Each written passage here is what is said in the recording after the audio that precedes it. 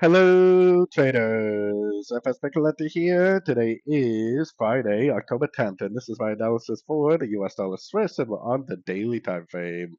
So on the daily time frame, like I've been saying, I think we're potentially in either a WXY or an ABC right here. It doesn't really matter much to me because it's pretty much the same either way.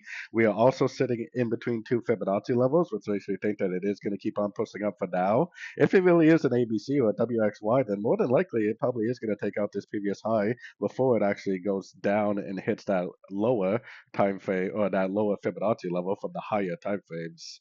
So going down to the 1 hour time frame with all this information in mind, I am definitely still bullish. I got my Fibonacci retracement on the last impulsive up. I'm watching all my Fibonacci levels for hopefully a recognizable pullback. I want to see a nice engulfing move to the upside or a nice break of structure to the upside at a Fibonacci level to continue to look for long opportunities because the higher time frames are definitely leading us to believe that this move up is not complete yet. So anyways, don't forget to check out my website linked over here in the corner. And as always, thank you for watching and happy trading.